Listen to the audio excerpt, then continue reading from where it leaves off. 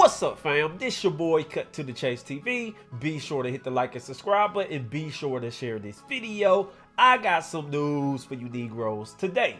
Drill rapper KO shot and killed a man in front of his kid and then rapped about it in a song, which led to his arrest. Now, this is a very controversial case because the prosecutors admit that they used KO lyrics against him and they know that he didn't pull the trigger and he wasn't on the scene. Now, I know a lot of people in the drill rap, a lot of people involved in the culture, they don't like the fact when government uses lyrics against rappers. They say this is art, this is freedom of speech, he's just using his imagination. But KO made a crucial mistake. Yes, he has freedom of speech. Yes, it's entertainment. But when you get too specific about details, that's when you draw on the line. See, KO, he made a diss record, but he forgot the most important part you're supposed to do. You're supposed to remain vague. You're supposed to beat around the bush a little bit. This Negro told everything. He started talking about the gun used, the manufacturer of the weapon, who all got hit. And the prosecutor was like, we got enough to convict his ass because he's saying stuff that wasn't even made public. So we know he played a part in it. Let me read you guys this article and I'm going to break it down because this story gets even more shocking. Let's go. Boom. Let's read it. Promising rapper jail for life after bragging about tit-for-tat gang murder. A promising drill artist and 3 gang associates have been jailed for life over the tit-for-tat revenge shooting of a young father, which was glorified in the rap video. Kamar Henry Richards, known as KO, was involved in the murder of Casey Booth on August 13, 2022, then boasted on a video that the same gun was used to injure the victim's brother 2 years earlier. On Tuesday, the 26-year-old was jailed for life at the Old Bailey with a minimal term of 37 years for the murder. Judge Lynn Tainton KC said this was a planned revenge attack arising out of gang rivalry in the context of an ongoing pattern of serious tit-for-tat violence. So, the same issue we got in the United States with drill rap, they have that same issue in the United Kingdom, London. These gangs are going back and forth. They are conflicting violence on each other. And the first thing they do is run to a studio and brag about it in songs, mock the other rival gang, and get up under each other's skin. And they go back and forth, back and forth. I take out your man, I go to the booth and rap about it. You take out my man, you go to the booth and rap about it. So it's an ongoing gang war. That's what's going on in the UK. But let's continue. She noted that drill music played a limited part in the evidence in the case, which also included CCTV and cell site data. So let me get this straight. She said, yes, it's true we used these lyrics against them, but we got a lot more evidence other than lyrics. We got cell phone data. We got surveillance footage. So for all you people saying, oh man, this is wrong, they just convicted him off of lyrics. She said she got proof that he was involved in this murder. He hopped on a song and bragged about it, gave intimate details that only the killer would know. What more do you want? He's guilty as hell. It's a sad situation. Yes, his music was dope. Yes, he was lyrical. Yes, he had potential. But damn all that. Once you commit your life to gang, once you dedicate your life to the streets, they gonna eat you up and swallow you up. And that's exactly what they did. They didn't give a damn about KO being talented. They don't give a damn about your potential. Nigga, you 26 years old. All that potential goes out the window. That's something you tell a 15-year-old, yeah, you got potential. Once you 26, you should know where you headed in life. And you still gang banging at 26, what the hell potential do you have? You got a lot of potential, all right? A potential to be dead. Potential to go to jail. Potential to get seriously harmed. That's the only potential you got if you gang banging at 26. Let's be very clear about that. But let's continue reading. Henry Richards, Kamanli Brightly Donaldson, 25 of Rumford, Jeffrey Gima, 23, and Joe Pateco, 28, both of Hackney, were found guilty of murder, conspiracy to murder, and conspiracy to possess a firearm or firearms with intent to endanger life. Let's continue reading this. Brightly Donaldson was also convicted of having a prohibited firearm. All 4 defendants had admitted to being associated with the E9 or linked to Holly Street gangs and had previous convictions.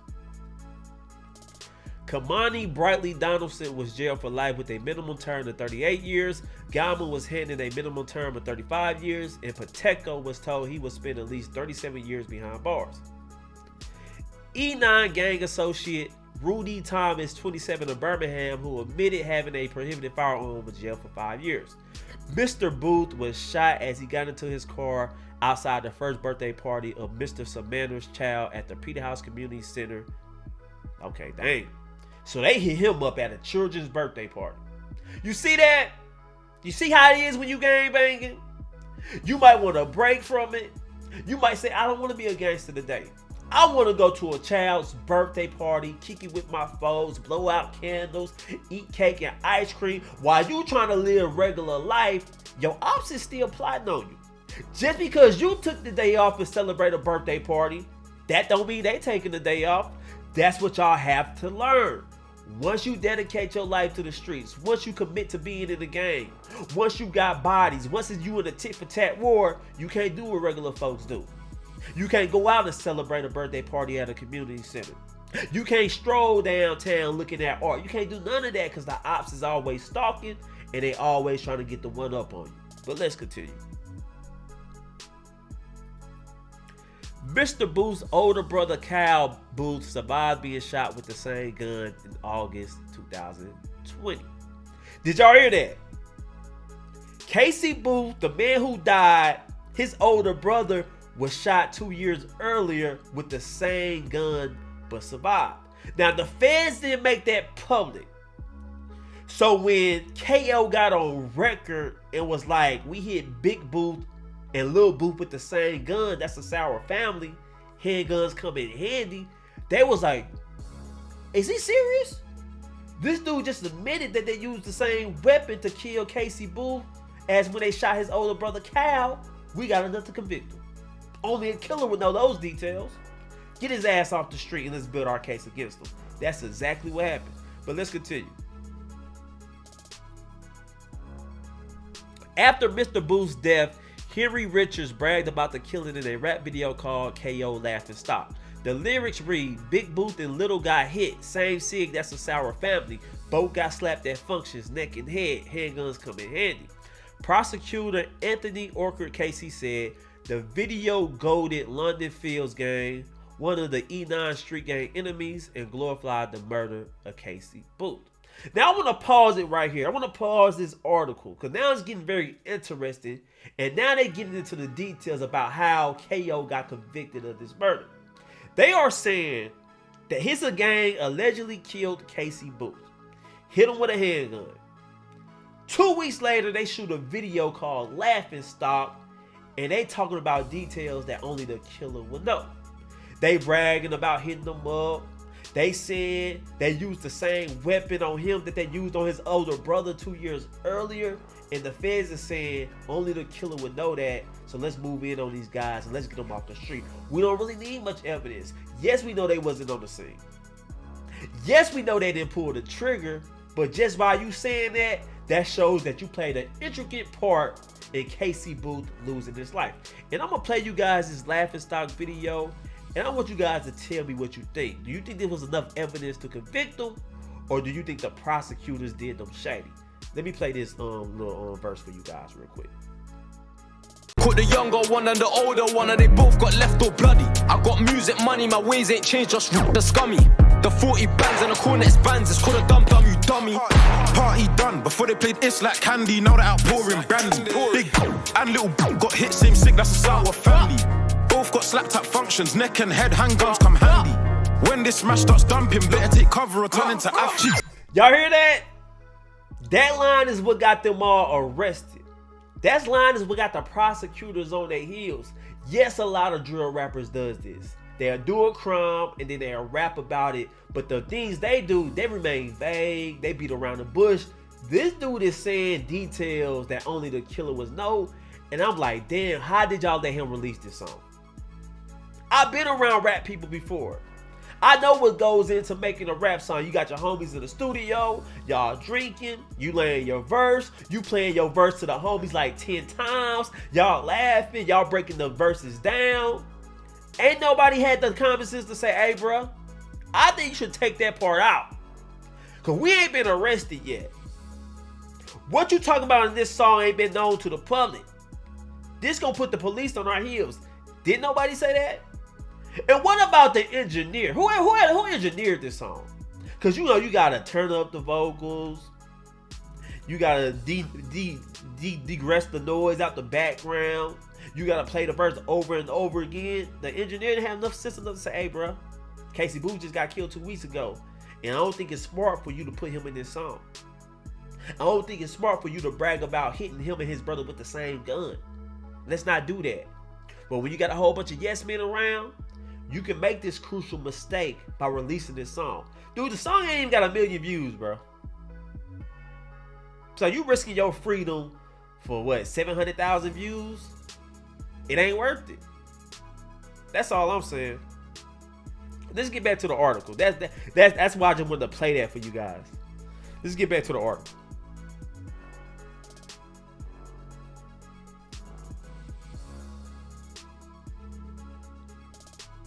It says, the track contains specific information about the circumstances in which Casey Booth had been killed that were not in the public domain. During the sentencing, Judge Tatum said Mr. Booth was targeted because of his association with London's gang culture, but added he was first and foremost a young man with his life ahead of him, who he leaves behind a mother, partner, and children. Earlier, Mr. Booth's mother, Marcia Rowe, said in the impact statement that there was no limit to the endless suffering we all feel and must live with every day. She said, this unexplained, callous murder has taken away Casey's dreams and aspirations at the age of just 25 when he had his whole life ahead of him. Now, that's a grieving mother, so I can understand where she's coming from. I know she's not thinking logical, because no matter what the feds say about Casey Booth being a gang member, that's still his mama's baby. But these statements, she talking like her kid was an angel. She making it seem like he was just a postal worker, construction worker. He was headed in the right path in life. But according to the feds, he was involved in a gang war. Sometimes we gotta be honest about our children. Sometimes we gotta be honest about our offspring. They are not the most productive people. Sometimes you just gotta get on the camera and say, hey man, that was my son. I knew the life he was living.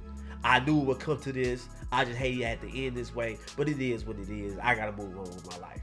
Sometimes you just gotta say that. Don't need to make it seem like he was an angel. Don't need to make it seem like he was innocent. Nobody deserves to have their life taken. I agree. But sometimes that's the chance you take when you gangbang. That's all. But let's continue.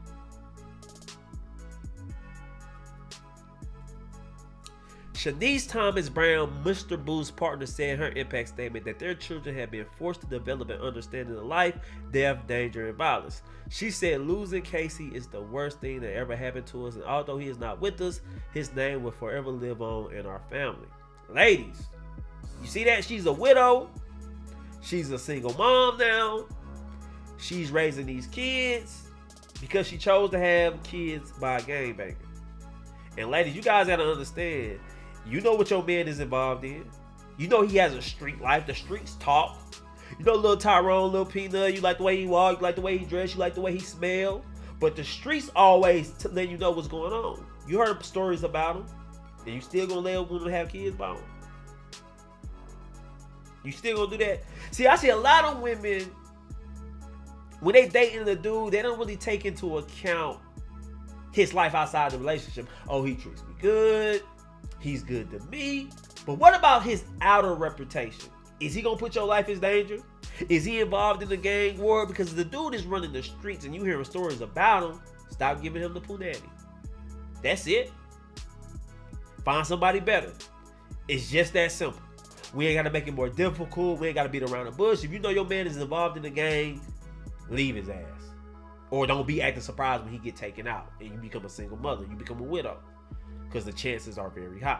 And I know a lot of people is going to come from the angle, hey, yo, cut, you can't blame drill music. It's just entertainment. Drill music is not making these gangbangers do that. I disagree. I think drill music is a huge proponent in what's going on.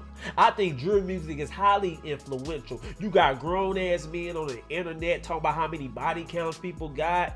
You got people talking about I'm a drill historian. You got people making 4-hour documentaries. You got people arguing about how many bodies they got. You don't think impressionable young minds is watching that and saying, I want to be Bloodhound Lil Jeff. I want to be like Chief Keef. I want to be G Herbo. I want to become a drill legend. You don't think that's influencing our young people? And I always say, how we end drill culture is stop supporting it. If we know somebody is dissing somebody dead in the song, how about we stop dancing to it? How about we stop making it our caption on Instagram? How about we stop supporting that rapper? How about we stand up to these drill rappers, stand up to everybody pushing it and say, hey man, this is enough. We ain't rocking with it no more. The things you rapping about, the things you saying, I'm not giving you $1. How about we do that? How about we hold these record companies responsible? Y'all pushing death music. Y'all paying these young rappers to go head to head. Then as soon as somebody get hurt, everybody want to pull their hand out the cookie jar and say it wasn't me. Everybody want to act like they innocent. So I disagree when people act like drill music not influential. You see what they did to the niggas in New York? You remember New York used to be the home of the lyrical legends? Used to be the home of wordplay? Have you heard music in New York lately? They trying to do drill rap. They twirling around. They dancing while doing drill music. That ain't the New York rappers I grew up on. The Nas, the Rakim, the Biggies. Them ain't the rappers. Right? Then you got these dudes in London. They doing drill music with an English accent. You know what I'm saying? So, man, it's getting crazy right now, man. And I'm listening to this London drill rap. They even moving like Chicago niggas. They walking like Chicago. They using the same terms. About I'm running from the Jakes. All type of crazy stuff. So that's how influential drill music is. I'm just saying. But anyway, guys, those are my thoughts about this whole situation. I want to know how you guys feel about it. Leave a comment, share this video. I love you guys. Peace.